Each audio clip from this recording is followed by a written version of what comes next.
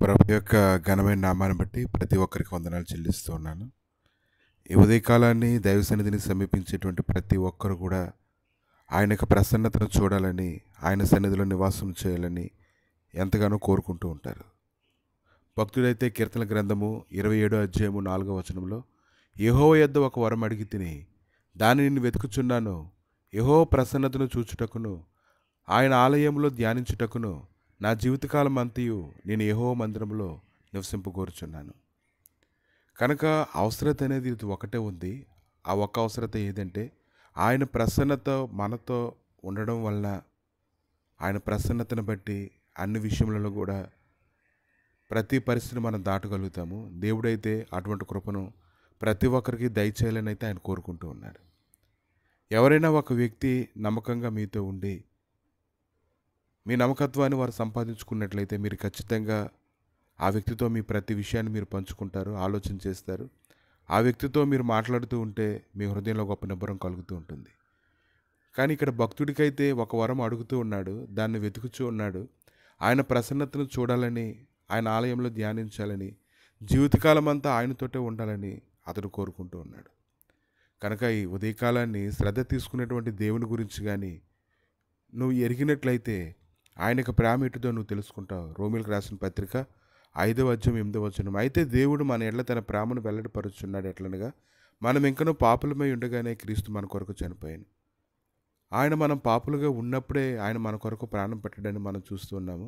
ఆయనే మొదట మనల్ని ప్రేమించాడు కాబట్టి ఆయనతో కలిసి మనం జీవించడానికి, ఆయన సన్నిధిని బట్టి ఆనందించడానికి దేవుడైతే ఎంతగానో కృపణిస్తూ ఉన్నాడు.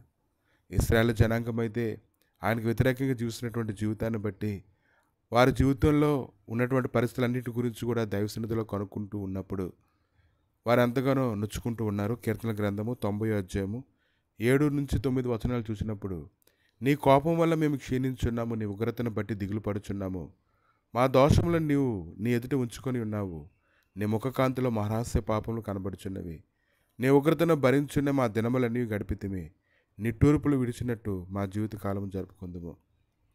కనుక దేవుని కోపానికి ఇశ్రాయేలు జనాంగం అంతా కూడా వ్యతిరేకంగా జీవించడం వల్ల దేవుని కోపం వారి మీద కొమ్మకోవడం మనం చూస్తున్నాము. ఆయన ఉగ్రత వచ్చినప్పుడు వారు ఎంతగానో వేదన చెందారు, కలవరపడ్డారు. 1 కొరింథీయులకు రాసినటువంటి పత్రిక 10వ అధ్యాయం 5వ వచనంలో చూసినప్పుడు ఆయనకు తీర్పులను బట్టి అరణ్యంలోనే వారు సంహరించబడ్డాన్ని మనం చూస్తున్నాం. కనుక ఈరోజు దేవుని యొక్క దయని మనం పొందాలి.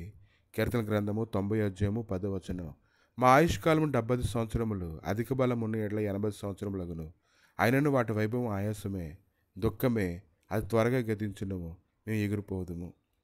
ఈ యొక్క సంగతుల గురించి ధ్యానిస్తూ ఉన్నప్పుడు కాలేబు 85 ఏండ్ల వయసులో ఉన్నప్పటికీ కూడా దేవుడు తనకి ఇచ్చినటువంటి బలాన్ని బట్టి అతను మాట్లాడుతూ ఉన్నాడు.